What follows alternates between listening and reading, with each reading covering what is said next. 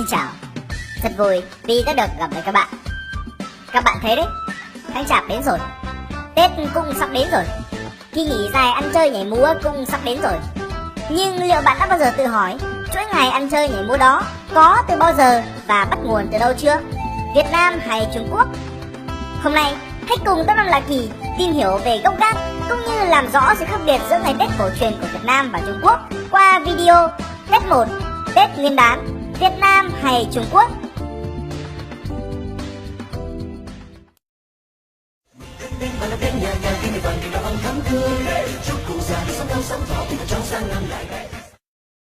Quê quán của Tết. Trước hết, Tết Nguyên đán hay còn gọi là Tết Cả, Tết Ta, Tết âm lịch, Tết cổ truyền, Tết năm mới hay chỉ đơn giản là Tết, là một dịp lễ quan trọng nhất trong văn hóa của người Việt Nam ta, một trong những ngày lễ cổ xưa nhất của cả dân tộc. Tết cổ xưa đến mức gốc gác của nó vẫn còn đang gây tranh cãi. Vậy rốt cuộc Tết bắt nguồn từ đâu? Việt Nam hay Trung Quốc? Xin thưa, chẳng ai biết chính xác ngày Tết cổ truyền của chúng ta có từ bao giờ và xuất phát từ đâu cả. Đơn giản là bởi chúng ta chỉ viết lại lịch sử, chứ đâu có chứng kiến lịch sử đâu. Thời buổi bây giờ, thật giả trắng đen đánh lộn, đến chuyện sờ ra đấy còn chẳng biết đúng sai thế nào, nói gì chuyện từ vài nghìn năm trước. Thế bây giờ ông muốn nào? Dù sao thì Top 5 Lạ Kỳ bằng kỹ năng đào mộ, đào sâu nghiên cứu cũng như tổng hợp của mình đã tìm ra được một số thông tin vô cùng thú vị về ngày Tết. Thứ nhất, đó là đa phần báo mạng, thậm chí cả Wikipedia đều cho rằng theo lịch sử Trung Quốc, nguồn gốc Tết Nguyên đán có từ thời Tam Hoàng Ngũ Đế và thay đổi theo từng thời kỳ. Lạ một chỗ là 90% các bài viết mà Top 5 Lạ Kỳ tìm được đều viết y chang thế này. Đây có lẽ cũng là nguyên nhân khiến nhiều người cho rằng Tết bắt nguồn từ Trung Quốc và được nhập khẩu qua nước ta trong thời kỳ 1000 năm Bắc thuộc. Nhưng khoan, hãy cùng ngẫm nghĩ một chút nhé. Thời Tam Hoàng Ngũ Đế chính là thời của 3 ông hoàng và 5 ông đế đầu tiên của Trung Quốc. 8 ông này chỉ vì trong khoảng thời gian từ năm 2852 trước công nguyên đến năm 2205 trước công nguyên. Theo lịch sử Trung Quốc thì Tết đã có từ thời này, cách ngày nay gần 5000 năm. Nghe có vẻ như Tết bắt nguồn từ Trung Quốc thật. Cơ mà từ từ đã, mình còn chưa xem qua lịch sử Việt Nam cơ mà.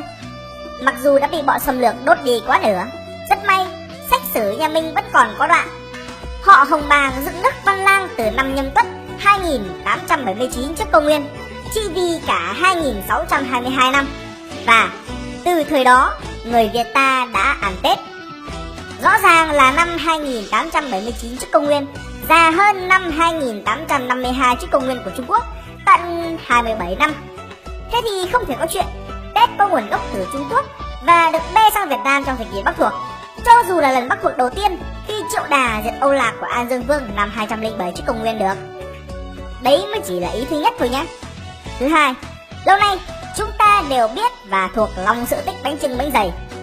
Theo như sự tích này thì bánh chưng thuộc quyền sở hữu trí tuệ của anh chàng Lăng Liêu, con trai thứ 18 của vua Hùng Vương đời thứ 6, tức con cháu của vua Hùng Vương đời thứ nhất.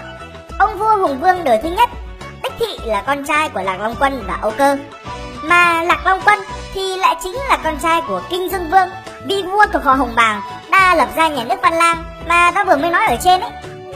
Bạn thấy đấy, bánh chưng, bánh dày hay đặc sản cổ truyền ngày Tết của ta đã có từ rất lâu trước khi tụi xâm lăng phương Bắc kia đổ hộ nước ta. Ngoài hai luận cứ đanh thép này ra, Top 5 Lạ Kỳ còn tìm được khá dẫn chứng khác chứng minh cho nguồn gốc ngày Tết cổ truyền của dân tộc. Theo đó, Khổng Tử, Vạn Thế Sư Biểu, tức bậc thầy muôn đời của người Trung Hoa, đã từng viết trong Kinh Lễ, một cuốn trong bộ Ngũ Kinh, chuyên ghi chép lại các lễ nghi thời xưa rằng: Ta không biết Tết là gì, nghe đâu nó là tên của một ngày lễ hội lớn của bọn người Man. Người Man là Khổng Tử gọi ông gọi cha mình đấy. Họ nhảy múa như điên, uống rượu và ăn chơi vào những ngày đó. Họ gọi tên cho ngày đó là Tế Xạ. Tế Xạ ở đây chính là phiên âm tiếng Hán của ngày Tết Việt Nam. Chưa hết, sách Giao Chỉ Chí, trong đó Giao Chỉ là một phần lãnh thổ nước ta thời xưa, cũng có đoạn viết: Bọn người Giao Quận thường tập trung lại từng phường hội, nhảy múa hát ca, ăn uống chơi bời trong nhiều ngày để vui mừng một mùa cấy trồng mới. Chúng gọi ngày đó là Nền Tết. Không chỉ có dân làm nông mà tất cả người nhà của quan lang chúa động cũng đều tham gia lễ hội này. Chỉ có bọn Manji mới có ngày lễ hội mà kẻ trên người dưới cùng nhau nhảy múa như cuồng vậy. Bên ta, Tức bên tàu ấy. không có sự quân thần điên đảo như thế. Kết luận, Tết cổ truyền của người Việt là của người Việt. Cách đây 5.000 năm đã có, bây giờ đang có và 5.000 năm nữa vẫn sẽ có. Sông có thể cạn, núi có thể mòn, xong chân lý đó không gì có thể thay đổi. Chuẩn thì lai. Tưởng yêu nước, hóa ra là câu lai này, câu lai này, này thì câu lai này. Thôi để tớ tóm cái váy lại phát nữa nhé. Từ những lý lẽ và dẫn chứng đánh đá, đánh thép ở trên, Team Top 5 đi đến một khẳng định. Ngày Tết của chúng ta có một lịch sử ra đời rõ ràng và minh bạch, có truyền thống ngàn đời và bản sắc riêng. Tuy không thể phủ nhận, nhưng sự lai tạp và đồng hóa nhất định trong giai đoạn Bắc thuộc giải đằng đẵng. Nhưng hoàn toàn không có chuyện Tết ta là do người phương Bắc mang xuống. Chẳng qua là do nền văn hóa của cái anh hàng xóm kia phát triển to quá, nên cái gì của ta cũng bị cho là du nhập của anh ấy mà thôi.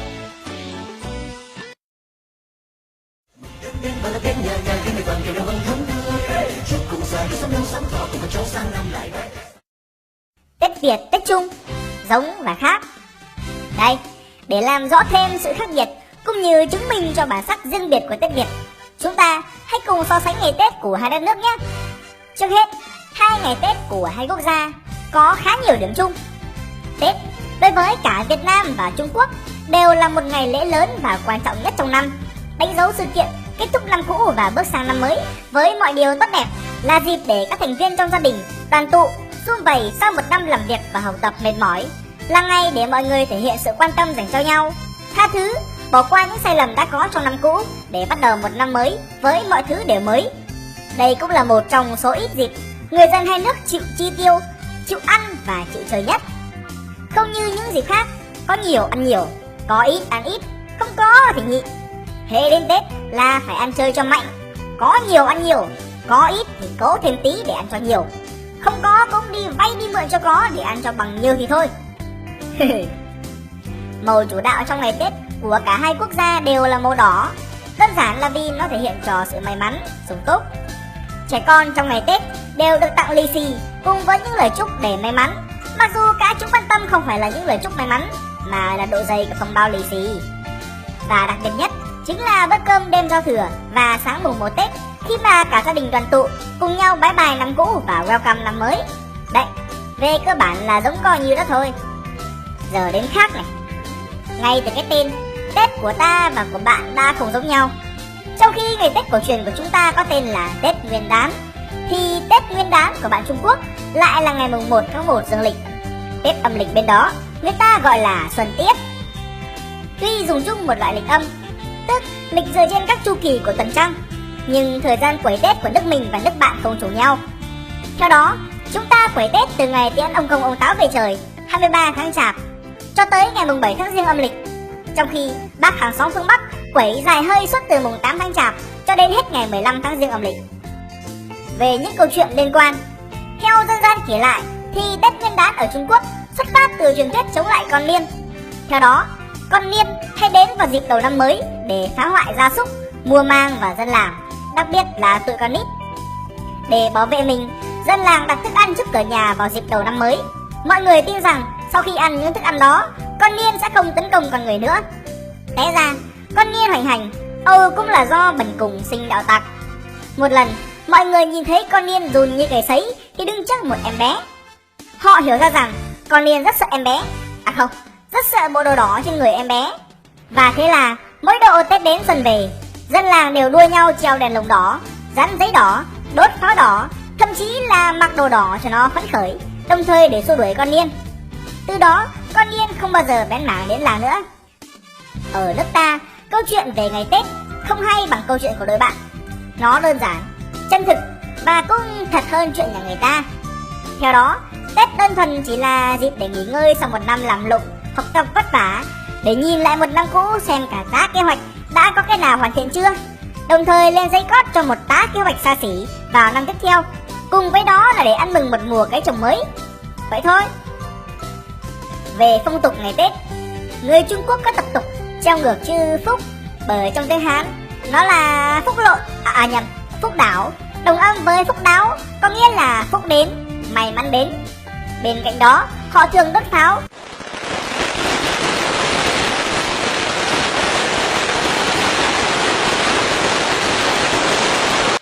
Còn tại Việt Nam chúng ta, phong tục ngày Tết cứ gọi là đông như quân nguyên.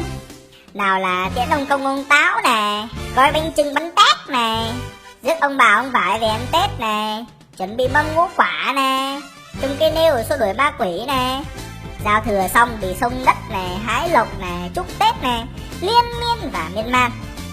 Về hoa quả và cây cảnh ngày Tết, người Việt Nam khoái nhất 3 món là đào, mai và quất, trong khi người Trung Quốc lại thích cây mơ, hoa thủy tiên, cây quất và cây cà tím. Đến công đoạn bánh chén, ngoài những món ăn truyền thống theo kiểu nhìn cái là thấy Tết như bánh chưng, bánh dày, bánh tét, ngày Tết Việt Nam sẽ còn phiên bản lớn nhanh như thổi với hàng loạt những món ngon, từ hằng hà sa số các loại mứt Tết đến những món ăn mang đậm nét riêng của từng vùng miền như Bắc củ hành, Nam cố kiểu tôm khô, Bắc thịt đông, Nam thịt kho hột nhiệt, Bắc nem rán, Nam bánh tráng cuốn, Bắc canh măng khô, Nam canh khổ qua. Đấy là còn chưa kể đến gà luộc cá con, rồi thì giò thủ, giò lụa. Ngoài ra còn vô vàn những món ngon khác nhau chỉ có ở những vùng đất nhất định. Ví như người Huế có tôm chua, đất Quảng Nam có thịt heo ngâm nước mắm, dân 37 Nghệ An có bò kho mật mía, dân 36 Thanh Hóa thì lại có rừng em chua, đuôi bánh gai. Ôi chào ơi, đi đào nước miếng cái đã. Về phía anh hàng xóm đất Bắc, vốn nổi tiếng với một nền ẩm thực đồ sộ, nên thực đơn món ngon ngày Tết của mấy Ngộ mấy Lị bên đó cũng chả vừa. Kể sơ sơ thì có mứt Tết nè, bánh nhiên cao, bánh khoai môn, bánh củ cải, sủi cảo, há cảo, các loại cá, gà cung pao, vịt quay Bắc Kinh, mì sợi dài lê thê, trà trứng, thịt viên, thịt lợn chua ngọt, salad cá, vân vân và mây mây. Đấy, bạn thấy đấy, hai ngày Tết của hai đất nước có những nét đặc trưng riêng, rất riêng và không lẫn vào đâu được. Trên đây là video Tết 1, Tết Nguyên đán, Việt Nam hay Trung Quốc? Hãy cho tôi biết suy nghĩ của bạn bằng cách comment bên dưới. Nhà bạn đã chuẩn bị sắm Tết chưa? Nếu thích video này, nhớ like và chia sẻ với bạn bè. Đừng quên subscribe xem những video mới nhất từ channel bọn mình. Còn bây giờ, xin chào và hẹn gặp lại.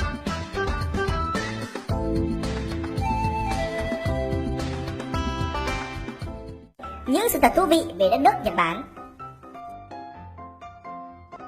Nhật Bản và ngành công nghiệp phim người lớn. Đoạn này 18 cộng cho nên là ai chưa đủ 18 tuổi thì tự giác tua đi nha.